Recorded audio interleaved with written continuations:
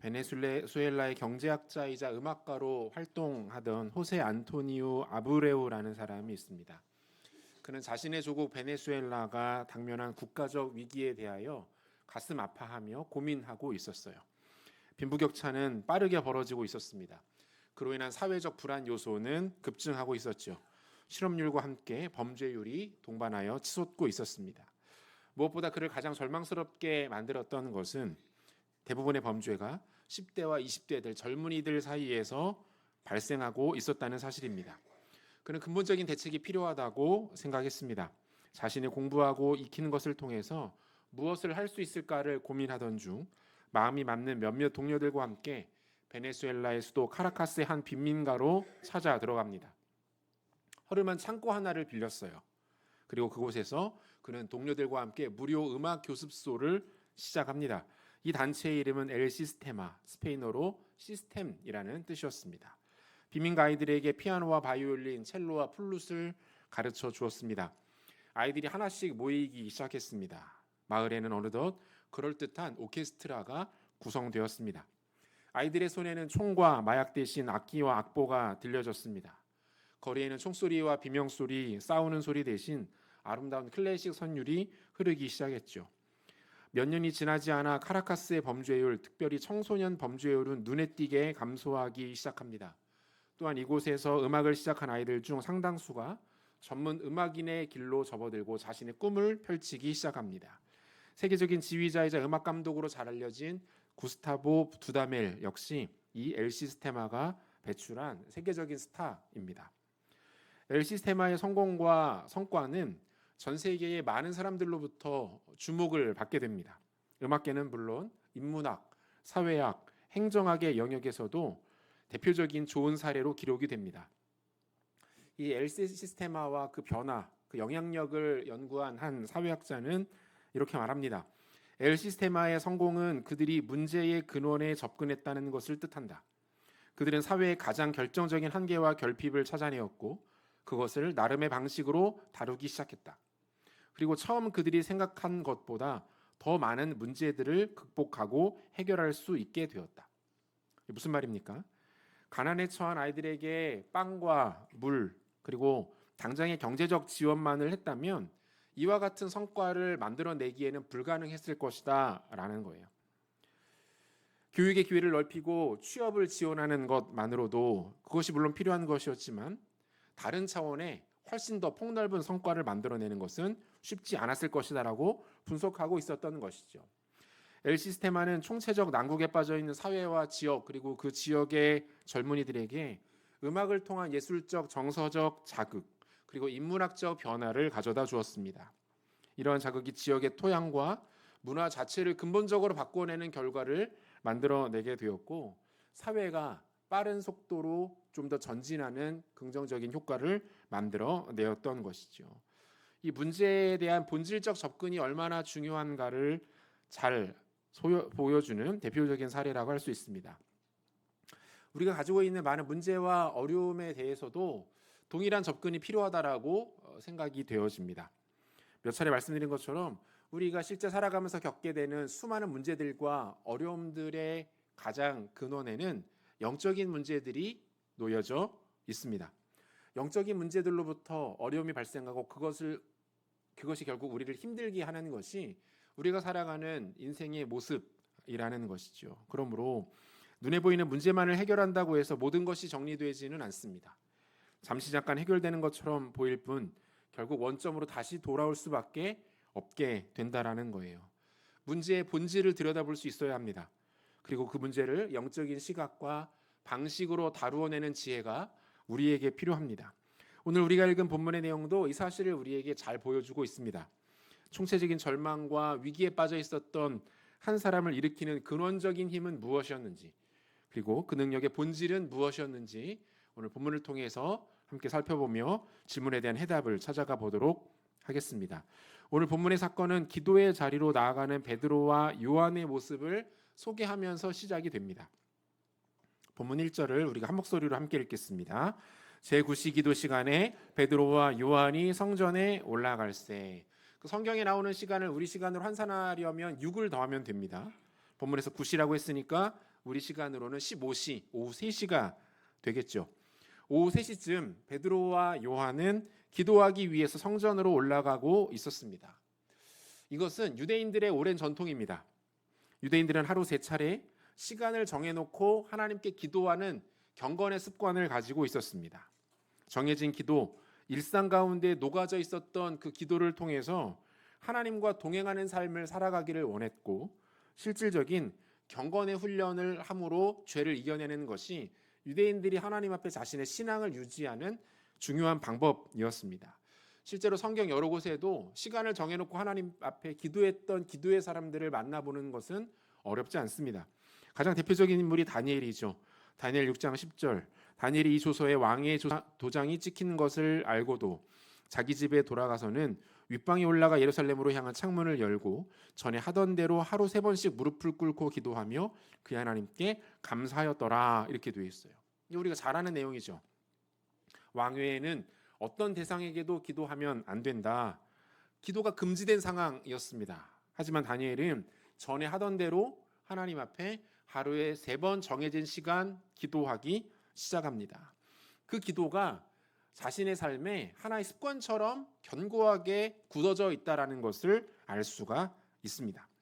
세례 요한의 아버지이자 당시 대제사장이었던 사가랴 또한 정해진 기도의 시간을 신실하게 지켜가던 사람이었습니다. 누가복음 1장 8절에서 10절까지를 보니까 마침 사가랴가 그 반열의 차례대로 하나님 앞에서 제사장의 직무를 행할세 제사장의 전례를 따라 제비를 뽑아 주의 성전에 들어가 분향하고 모든 백성은 그 분향하는 시간에 밖에서 기도하더니라고 되어 있어요. 사가랴는 이처럼 습관된 기도, 정해진 기도의 시간에 하나님 앞에 나아가 기도했고, 그 기도하는 가운데 천사를 만나 세례 요한에 대한 약속의 말씀을 들을 수가 있게 됩니다. 예수님의 제자들 또한 이 좋은 전통을 이어가고 있는 거예요. 단순히 이어가고 있는 정도가 아니죠. 그들은 이미 오순절 성령 강림의 사건을 통해서 놀라운 성령의 능력을 경험했고, 그 놀라운 성령의 능력이 기도로부터 시작된다라는 것을 체감했습니다. 그러므로 그들은 여전히 자신의 의지와 마음을 들여 기도할 뿐만 아니라 동시에 기도하지 않고는 견딜 수 없는 상황으로 하나님께서 그들을 몰아가고 계시는 것을 이미 경험하고 있었던 거예요. 사랑하는 성도 여러분, 예수님을 진지하게 믿는 성도라면 기도합니다. 예수님을 진지하게 믿고 구원을 향하여서 그 믿음의 여정을 시작한 사람들에게 나타나는 가장 결정적인 특징 중에 하나는 그가 기도한다라는 거예요. 특별히 삶에서 커다란 문제를 만나고 우리의 힘으로 극복할 수 없는 위기 앞에 서게 되면 우리는 기도하기 시작합니다. 주님, 나에게 그리고 우리 가정에, 우리 자녀들에게 이와 같은 문제들이 생겼습니다. 내 힘으로는 도저히 극복할 수가 없습니다. 하나님이 도와주셔야 합니다. 하나님이 이 문제를 풀어주셔야 하고 이 문제를 해결해 주셔야만 합니다. 불쌍히 여겨주시고 은혜를 주세요. 그리고 주님은 우리의 이러한 기도를 들으시고 모든 문제들의 응답을 주십니다. 길을 열어주시는 거예요. 위기를 극복할 수 있는 힘을 우리에게 공급하십니다. 하지만 이러한 기도의 모습은 기도가 가지고 있는 그 능력의 일부만을 소극적으로 사용하는 것에 불과합니다. 무슨 뜻입니까? 문제가 발생한 후에 그 문제를 해결받기 위해서 기도하는 것은 제한된 기도라고 말할 수 있습니다. 이보다 더 강력한 기도의 모습이 있다는 거예요. 하나님께서 우리 가운데 기도라는 특권을 주시고 그것을 사용하도록 하신 것에는 훨씬 더 누릴 수 있고 사용할 수 있는 많은 권한이 있다라는 겁니다. 그것은 무엇입니까? 선제적 기도이고 연속적 기도입니다. 하나님 앞에 우리의 기도가 끊이지 않도록 하는 것입니다. 우리가 하나님의 자녀이고 그분의 백성이기 때문에 우리에게는 기도할 권한이 주어져 있고 의무가 주어져 있기 때문에 연속적으로 기도하는 거예요. 사전에 기도하는 것입니다. 문제가 발생했을 때 그 문제를 해결받기 위한 일회성 기도가 아닙니다. 우리의 삶을 충분히 바꿀 수 있는 능력의 기도, 나의 문제만을 해결하기 위한 제한적 기도가 아니라 다른 이들을 섬기고 다른 이들을 격려하며 그들을 일으키기 위한 기도가 여전히 우리에게서 나와야 한다라는 거예요. 시간을 정하고 습관을 들여서 기도하는 것이 그래서 중요한 것이죠. 기도가 이벤트가 되지 않도록 하는 것이 중요합니다. 우리 삶의 일부가 되게 하는 것이 핵심이고 강점이라는 거예요. 저는 개인적으로 하나님께서 저에게 주신 사명 중에 하나가 바로 이것이라고 믿고 있습니다. 숭인교회가 기도하는 교회가 되도록 섬기는 일입니다. 여러분들이 늘 깨어 기도하는 제자가 되도록 돕는 일입니다. 이것이 하나님께서 저를 숭인교회 담임 목사로 세우시면서 주신 중요한 사명인 줄로 저는 믿고 감당하고 있습니다. 사랑하는 성도 여러분, 여러분들의 인생 가운데, 특별히 여러분들의 가정 가운데 기도를 쌓아 놓으실 수 있기를 소원합니다. 기도의 창고를 세우세요. 그리고 그 기도의 창고에 여러분들의 기도를 쌓아 놓으시기를 바랍니다. 창고가 텅텅 비어서 급할 때마다 어디에서 꾸어오고 간신히 빌려 해결하는 그런 정도의 수준에 머무르는 것이 아니라 선제적 기도, 일상적 기도, 끊이지 않는 연속적 기도를 통해서 그 창고가 늘 넉넉하게 채워 있는 그 은혜를 바라보라는 것입니다. 그것을 통하여서 하나님께서 여러분들의 가정에 거대한 서사를 바꾸어 나가시고 그 기도의 능력을 가지고 다른 이들을 섬기고 교회를 돕고 이웃을 변화시키는 기도의 능력, 진정한 영권을 경험하고 누리시는 성도님들 되시기를 소원합니다. 서울 아선병원에서 노년내과 담당하고 있는 정의원 교수라는 분이 있어요. 이분이 요즘 방송이나 매체에서 참 많이 등장을 하십니다. 강연이나 인터뷰도 많이 하시는 것 같아요. 이분이 주장하는 내용 중에 하나가 저속 노화라는 개념입니다. 쉽게 말해서 질병이 발생한 다음에 그것을 발생한 다음에 치료하고 그것을 다루기 시작하면 그때는 이미 늦는다라는 것이죠. 평소에 노화를 늦추는 방식으로 질병을 사전에 예방하고 최대한 질병을 만나지 않고 피해가는 방식으로 건강관리를 하는 것이 진짜 건강한 삶을 우리에게 약속한다라고 주장을 합니다. 우리 영혼도 마찬가지라고 생각해요. 습관이 되어 있는 기도의 능력은 위기의 때에 빛을 발하게 됩니다. 연속성 있는 기도 생활에는 이러한 능력이 있다라는 겁니다. 평소 우리의 삶의 일부를 꾸준히 주님께 내어드리는 기도의 모습이 필요합니다. 사랑하는 여러분, 기도의 자리를 사모하시고 지키시기를 바라요. 새벽에 나와서 기도하십시오. 금요일 저녁에 나오셔서 함께 모여 기도하는 자리 가운데 여러분들이 존재하도록 하십시오. 그 가운데 부어지는 하나님의 능력과 기름 부으심을 맛보실 수 있기를 바랍니다. 습관적인 기도에 힘이 있습니다. 어려움 만날 때 기도하면 하나님 도와주시지만 그것은 당장의 위기와 어려움을 극복할 수 있을 뿐이지 우리의 삶과 가정과 자녀들의 인생을 바꾸는 근원적 능력이 되지 못합니다. 연속적 기도가 필요해요. 선제적 기도가 필요합니다. 기도의 창고에 기도를 가득 쌓아 놓으세요.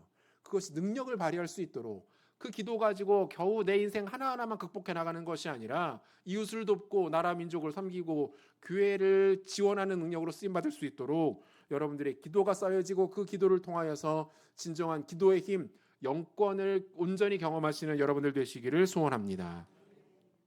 이러한 기도의 능력을 갖춘 베드로와 요한에게 하나님이 한 가지 상황을 마주하게 하십니다. 본문 2절인데요. 나면서 못 걷게 된 이를 사람들이 메고 오니 이는 성전에 들어가는 한 사람들에게 구걸하기 위하여 날마다 미문이라는 성전문에 두는 자라 이렇게 돼 있어요. 한 무리의 사람들이 선천적 지체장애인을 들것에 메어 나오고 있었습니다. 사람들은 그를 성전의 미문 앞에 내려놓습니다. 이 미문은 글자 그대로 아름다운 분을 뜻하는데요. 당시 성전에는 모두 10개의 출입문이 있었습니다. 그 중에서 금과 은으로 화려하게 장식되어 있었고 가장 웅장한 모습을 하고 있었던 것이 바로 이 미문이었어요. 아마도 이 미문 앞에는 오늘 본문에 등장하는 이 사람만 나와 있지는 않았을 겁니다. 이 사람 외에도 어려운 처지에 놓여 있던 많은 사람들의 도움을 필요로 하는 연약한 지체들이 많이 이곳에 나와 있었을 겁니다. 미문을 통해 성전을 드나드는 사람들의 손길과 시선을 기다리고 있었던 거예요. 어려움에 처한 이들이 성전의 가장 아름다운 장소에서 누군가의 도움을 절실하게 기다리고 있는 이 장면 하나가 오늘의 본문의 상황을 우리 가운데 잘 보여주는 하나의 이미지이고 메시지라고 말할 수 있습니다. 화려한 그리고 웅장한 성전의 문, 그 앞을 드나드는 경건하고 넉넉해 보이는 사람들, 그리고 한편에 놓여 있는 극심한 고통과 절망과 낙담 가운데 젖어 있는 사람들, 이들의 대조적인 모습은 이 상황이 얼마나 처참한 상황이었는지, 얼마나 안타깝고 무기력한 상황이었는지를 우리에게 잘 보여주는 거예요. 그는 베드로와 요한에게 일반적인 도움을 요청합니다.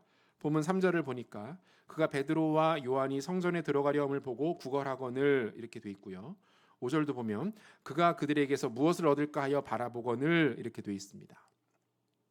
지금 이 사람이 가지고 있는 문제는 어떤 거예요? 신체적 장애, 그리고 그로 인한 극심한 가난. 사실 어느 것 하나도 쉽지 않은 어려움이죠. 그 어느 것 하나를 우리 인생 가운데 만나게 되더라도 절망할 수밖에 없습니다. 행복한 삶을 살아가는 것은 불가능해 보여요. 그런데 이 두 가지 문제가 이 사람에게 모아져 있는 것을 보게 됩니다. 이 사람은 매 순간 고민과 근심 가운데 살아갈 수밖에 없었을 거예요. 사람들이 나이를 더 이상 미문 앞에 데려다 주지 않으면 어떻게 하나? 하루 종일 그 앞에 머물렀으나 단 한 푼도 받지 못하게 되면 나는 무엇을 먹고 어떻게 내 생계를 유지해 나가야만 하겠는가? 그가 느꼈을 두려움, 염려, 생존에 대한 불안과 공포는 우리가 상상하는 것 이상이었을 겁니다. 사랑하는 여러분, 우리가 오늘 마주하고 있는 우리의 현실도 사실은 이 모습과 크게 다르지 않아 보입니다. 비록 우리의 객관적인 현실, 그것이 이 성전 미문에 앉아 있었던 사람들의 모습과는 다르겠죠. 하지만 우리가 처한 실제적인 상황들, 우리가 느끼는 감당하고 있는 심적 어려움과 고통들은 어떻습니까? 이 사람이 느끼는 것과 그 종류와 정도가 다르지 않아 보입니다. 경제적인 문제가 우리 가슴을 무겁게 짓누르고 있습니다. 극복할 구체적인 방법들이 발견되지가 않아요. 해결될 기미가 보이지 않습니다. 그로 인해 정신적인, 정서적인 어려움에 빠져 있는 분들도 많이 있습니다. 불안과 두려움, 우울과 강박, 염려가 우리를 끝도 없는 심연으로 끌어내리는 것 같습니다. 관계의 문제 어떻습니까? 자녀들과의 관계, 이웃과의 관계, 그 가운데 고통을 겪는 분들이 너무나도 많아요. 건강의 문제로 인하여서 힘들어하시는 분들 정말 많이 만납니다. 제가 매주 받게 되는 기도 제목들 중에서 약 70% 이상은 결국 건강으로 인하여 고통당하시는 분들의 안타까운 기도의 제목들입니다. 사랑하는 여러분 어떻습니까? 인정하고 싶지 않지만 그 장면, 성전 미문 앞에 놓여져 있는 그 비참한 현실을 마주하고 있는 자들의 이 대조적 모습, 그것이 날로 화려해지고 발전하고 있는 이 세상 가운데 우리가 당면한 실제적인 어려움의 모습들 아닙니까? 양귀자 씨가 쓴 모순이라는 소설에서 작가는 우리의 인생에 대하여 이렇게 논평합니다. 인생은 짧다. 그러나 삶 속의 온갖 괴로움이 인생을 길게 만든다. 이게 무슨 말이에요? 우리 인생이 쏜 화살처럼 빠르게 지나간다라는 거죠. 눈 깜빡할 사이에 시간은 인생은 빠르게 흘러가는 것처럼 느껴집니다. 그런데 정작 그 인생의 내면을 찾아 들어가 살펴보면 그 안에는 온갖 고통과 근심과 염려와 불안, 두려움으로 점철되어 있다라는 거예요. 인생은 쏜 화살처럼 빠르게 가는 것처럼 허무하지만 정작 우리가 매 순간 느끼는 그 순간과 상황은 아픔과 갈등과 긴장과 염려로만 가득 차 있는, 그리하여 일평생을 살아가지만 두려움과 우울함 가운데 빠르게 스쳐 지나가는 것이 우리 인생의 비참함이다라고 작가는 소개하고 있는 거예요. 너무나도 안타깝지만 정말 정확한 해석 아닌가요? 사랑하는 성도 여러분, 무엇을 말합니까? 결국 우리 인간은 우리가 놓여있는 치명적인 한계 상황에서 우리 스스로의 힘으로 이것을 벗어날 수 있는 존재가 아니라는 거예요. 이 비참한 운명 가운데 무기력하게 놓여져 있는, 내팽개쳐져 있는 존재, 그것이 이 땅을 살아가는 모든 사람들에게 놓여져 있는 숙명적인 현실이라는 겁니다. 이 세상의 것으로는 불가능합니다. 인간의 능력과 지혜 가지고는 극복할 수 있는 길이 없어요. 외부로부터의 어떤 힘이 필요합니다. 우리 스스로 극복해내기 어려워요. 외부에서 누군가 우리를 그 비참한 현실 가운데 끄집어내는 일들이 필요해요. 바깥에서부터 비춰오는 빛이 필요하다는 겁니다. 그 힘과 빛은 무엇입니까? 무엇이 무너져 있고 주저앉아 있는 저와 여러분들을 능히 일으켜 세울 만한 힘이 될 수 있습니까? 성전 미문에 앉아있던 이 지체 장애인에게 베드로와 요한은 이렇게 말합니다. 본문 4절인데요. 4절 함께 읽겠습니다. 베드로가 요한과 더불어 주목하여 이르되 우리를 보라 하니. 이 장면을 한번 상상해 보세요. 그 성전 미문에 여러 거린들, 구걸하는 사람들이 앉아 있습니다. 다양한 문제, 여러 형편에 놓여 있는 사람들 다 사연이 달랐을 거예요. 그런데 그들에게 단 한 가지 공통점이 있었는데 뭡니까? 그들이 땅을 쳐다보고 있었다는 거예요. 그들의 시선입니다. 구걸하는 사람들 중에 당당하게 일어나서 하늘을 바라보며 웃고 있는 사람 없습니다. 그들은 자신의 처지를 수치스럽게 여깁니다. 구걸하는 행위 자체를 떳떳하게 여기지 않아요. 죽지 못해 하는 행동입니다. 따라서 그들은 최대한 몸을 낮추고 고개를 숙입니다. 그들의 시선은 언제나 땅을 향하고 있습니다. 성전 앞을 바삐 오가는 사람들의 발 언저리에 머물러 있었을 것이고 어느 순간 동전이 놓여질지 모르는 자신의 손에 향하고 있었을 겁니다. 그런 그에게 베드로와 요한이 말합니다. 우리를 보라. 고개를 들어 우리를 바라보라 라고 요청해요. 시선을 요구하는 거예요. 당신이 항상 보고 있었던 시선, 당신의 시선이 늘 머물고 있었던 그 지점에서 시선을 거두어 우리를 보라. 왜 그렇습니까? 이 시선이 너무나도 중요하기 때문에 그래요. 시선을 통해서 능력이 임하기 때문에 그렇습니다. 시선을 통해서 진정한 변화는 시작되기 때문에 그래요. 민수기 21장에 보면 이스라엘 백성들이 광야에서 또다시 하나님 앞에 범죄하는 장면 나옵니다. 하나님께서 그들을 애굽에서 이끌어내시는 것에 대하여 원망하죠. 광야에서 마실 물과 음식이 없다라는 이유로 불평을 늘어놓습니다. 하나님께서 그들의 교만함과 어리석음을 징계하십니다. 불뱀을 보내십니다. 그들을 물게 하시죠. 백성들이 죽어가며 하나님께 회개하며 뉘우치기 시작합니다. 하나님은 그들의 회개하는 모습을 보시고 구원의 방법을 제시하시죠. 모세로 하여금 놋뱀을 만들어 장대 위에 높이 매달도록 하십니다. 그리고 누구든지 그것을 쳐다보기만 하면 죽지 않고 살 것이다. 시선을 옮겨 놋뱀을 바라보면 구원받을 수 있다라고 말씀하세요. 무엇을 말합니까? 시선을 옮기라는 거예요. 시선을 바꾸라는 거예요. 민수기 21장 8절과 9절인데요. 우리 한 목소리로 같이 한번 읽겠습니다. 여호와께서 모세에게 이르시되 불뱀을 만들어 장대 위에 매달아라. 물린 자마다 그것을 보면 살리라. 모세가 놋뱀을 만들어 장대 위에 다니 뱀에게 물린 자가 놋뱀을 쳐다본즉 모두 살더라. 우리가 잘 알고 있는 말씀이죠. 여러분, 이 말씀의 핵심은 뭡니까? 놋뱀 자체가 아니죠. 놋뱀 자체에 어떠한 능력이 있거나 치유를 가능하게 하는 원격 치유의 효능이 있어서 그걸 바라볼 때에 구원을 얻게 되는 것이 아닙니다. 훗날 이스라엘 백성들은 이것을 오해해서 어떻게 합니까? 그 놋뱀을 우상으로 삼아서 음란하게 섬기는 어리석음을 저지르기도 하는데요. 바보 같은 행동이죠. 여러분, 능력은 어디에서 나오는 겁니까? 능력은 하나님의 말씀을 믿고 그 말씀에 근거하여 시선을 옮기는 것에서부터 나오는 거예요. 온몸에 독이 퍼져가고 있었습니다. 고개를 들 수 없을 정도로 전신의 힘이 다 빠져나가는 상태. 그때 누군가 다급하게 외칩니다. 고개를 들어 놋뱀을 바라보라. 고개를 들어 장대 위에 달린 놋뱀을 보라. 다른 말로 시선을 옮겨서 하나님의 약속을 바라보라는 거예요. 시선을 옮겨서 땅의 것에 당신의 눈을 두는 것이 아니라 하나님의 약속을 향하라는 거예요. 사랑하는 성도 여러분, 시선을 옮긴다라는 것은 무엇을 말합니까? 우리가 반응해야 할 최소한의 신앙적 결단을 뜻해요. 최소한의 신앙적 결단. 시선을 옮긴다는 것은 은혜를 향한다는 것입니다. 우리가 그동안은 패배와 절망과 상처와 수치를 바라보고 있었다면 이제는 몸을 옮겨 고개를 돌려 은혜를 향하는 거예요. 방향이 바뀌지 않으면 아무 일도 일어나지 않기 때문입니다. 하나님께서 은혜 주시겠다고 약속하시는 자리로 나오는 것이 시선을 옮기는 것입니다. 지금처럼 예배의 자리로 나오시는 거예요. 기도하는 자리에 우리가 있도록 하는 것입니다. 하나님께서 기도의 영을 부어주시는 곳으로 우리의 몸을 이끌고 나오는 거예요. 왜 그렇습니까? 거기에서부터 회복이 시작되기 때문인 줄로 믿습니다. 거기서부터 하나님의 역사가 나타나기 때문에 그래요. 우리가 최소한의 신앙적 결단을 보일 것에 대하여 지금 도전하고 있는 것입니다. 몸이 아프셔서 예배 자리에도 나오지 못하시는 분들이 꽤 계십니다. 주중에 이렇게 연락을 드려보면 이 자리를 정말 많이 사모하세요. 우리가 일상처럼 나와 앉아있는 이 자리를 누군가는 사무치도록 사모하며 그리워하십니다.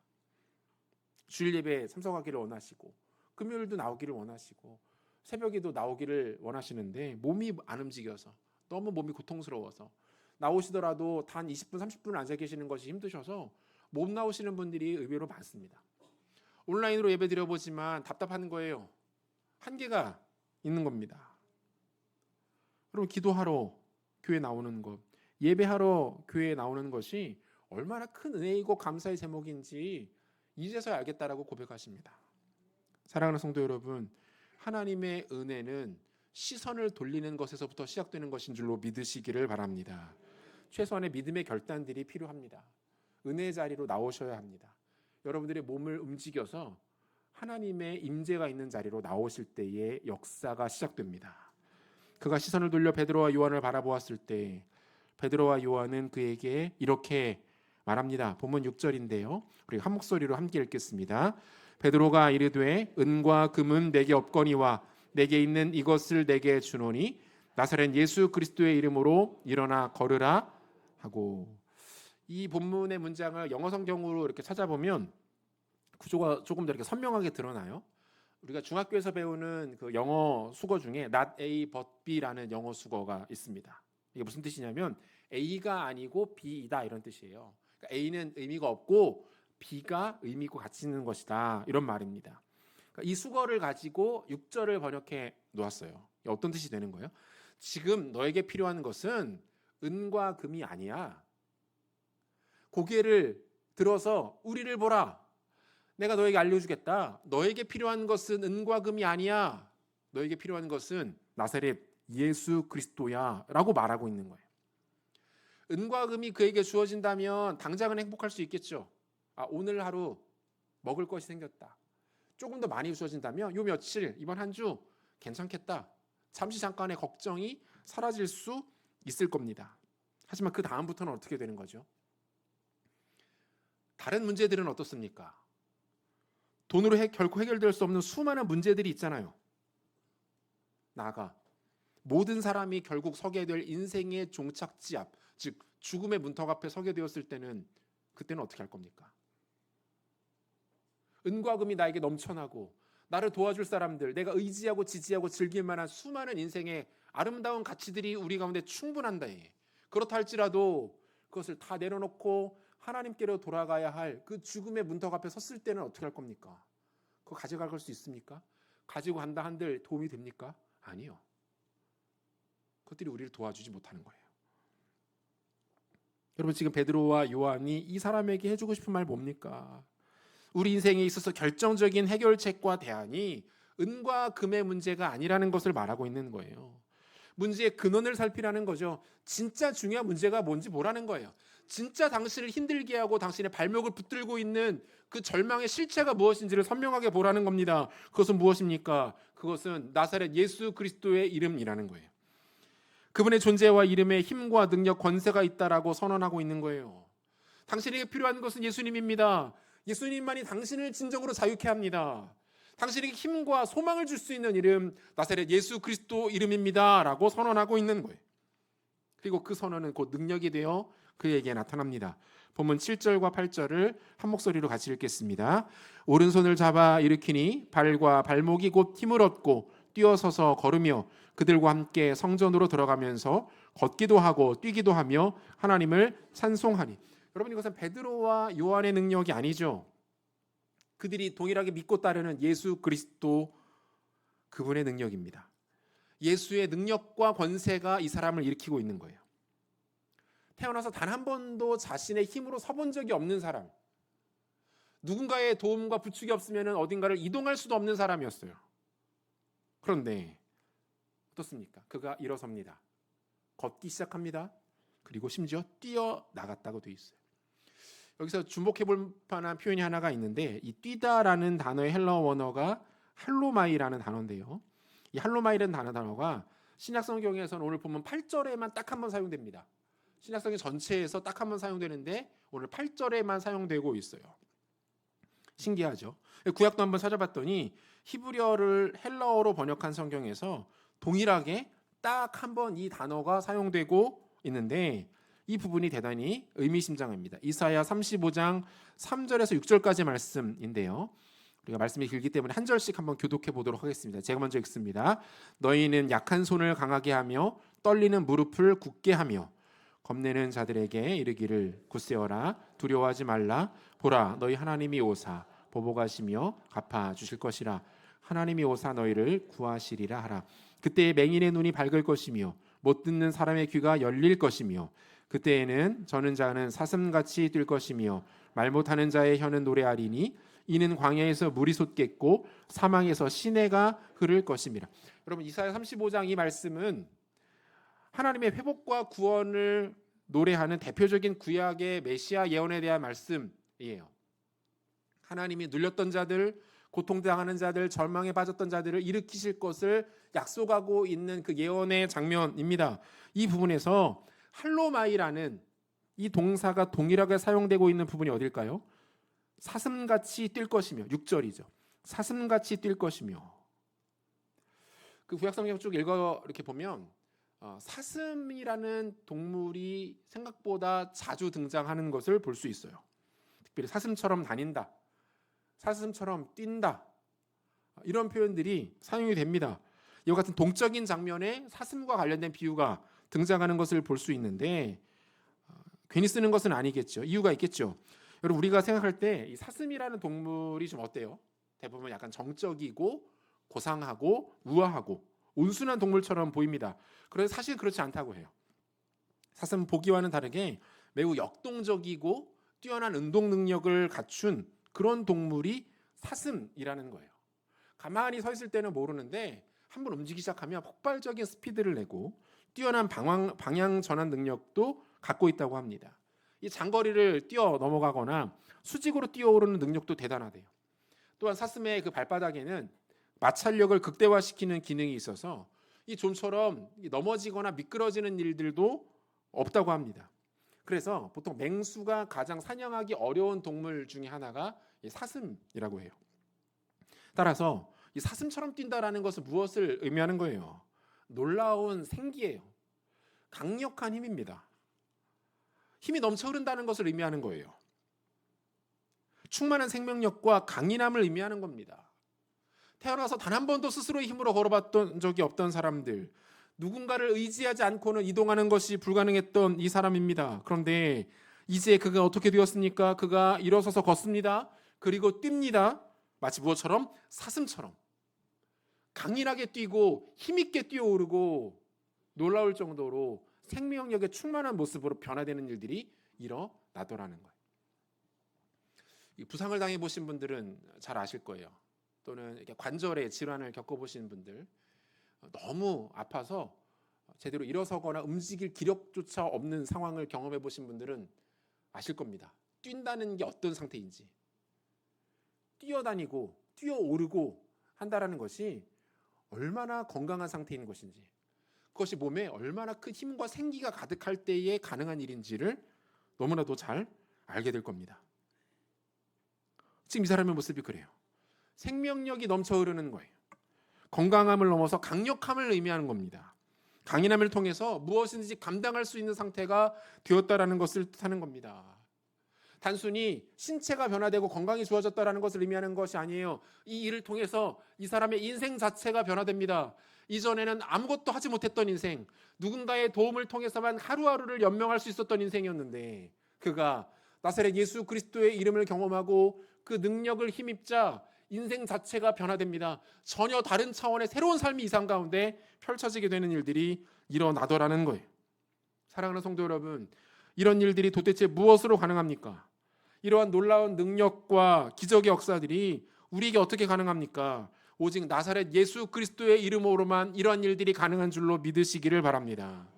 여러분들이 지금 어떠한 상황과 상처, 절망과 어려움 가운데 있든지, 무슨 일을 당했고 어떤 건강 상태와 위기, 문제 가운데 놓여 있든지 그것을 온전히 극복할 수 있는 힘은 단 하나뿐입니다. 은과 금으로는 안 됩니다. 누군가의 도움 반드시 한계를 느낍니다. 결국 그 사람에게 상처받고 배신당하는 것이 인간의 현실입니다. 다른 영적인 권세, 신, 가짜입니다. 그것은 우리를 도와줄 수 없습니다. 무능할 뿐입니다. 저와 여러분들을 일으킬 수 있는 단 하나의 힘, 넘어지고 쓰러져 있던 우리를 세워서 사슴처럼 높은 것을 뛰며 달려갈 수 있도록 만드는 힘은 오직 예수 그리스도를 통해서만 나옴을 믿으시기를 바랍니다. 여러분, 예수 그리스도의 이름을 부르세요. 그분을 바라보십시오. 시선을 들어서 우리 가운데 생명과 소망을 약속하시는 예수님을 바라보시기를 바랍니다. 인생 가운데는 여러분 가능성이 없습니다. 소망이 없습니다. 열심히 살아봤잖아요. 최선을 다했잖아요. 되던가요? 반드시 문제를 만납니다. 힘으로 극복할 수 없는 상황을 반드시 맞이합니다. 예수 그리스도, 그분이 우리를 살게 하고, 그분이 우리 가운데 위로를 주고, 그분이 우리 가운데 견뎌낼 힘을 줍니다. 예수님 제대로 만나면 인생이 변화됩니다. 생기가 넘쳐 흐릅니다. 힘과 권세가 우리의 삶 가운데 흘러 넘치는 것을 경험하게 될 것입니다. 그 예수 그리스도 앞에 바로 서서 그 능력을 경험하고 그 영광 가운데 붙들리는 은혜가 있으시기를 주님의 이름으로 소원합니다. 말씀 맺으려고 합니다. 우리가 즐겨 부르는 찬양 중에 오직 예수뿐이네 라는 찬양이 있어요. 이 찬양의 마지막 부분의 가사가 이렇습니다. 은혜 아니면 살아갈 수가 없네. 나의 모든 것 다 주께 맡기니 참된 평안과 위로 내게 주신 주 예수, 오직 예수뿐이네. 다시 힘을 내기를 원하십니까? 문제에 대한 근본적인 해결과 참된 평안과 위로를 경험하기를 원하십니까? 여러분, 다른 데에는 대안이 없습니다. 다른 곳에는 소망이 없어요. 먼저 우리를 찾아오신 예수님, 그 예수님의 이름을 부르십시오. 그 예수님의 손을 잡으세요. 그 예수님께 우리의 모든 문제를 가지고 나가 그분께 우리의 필요를 구하십시오. 예수의 놀라운 능력과 권세가 우리의 심령 가운데 부어지는 것을 경험하게 될 것입니다. 이 놀라운 은혜와 능력을 온전히 누리시는 지혜로운 백성들 되시기를 우리 구주 예수 그리스도 이름으로 축원합니다. 같이 기도하겠습니다.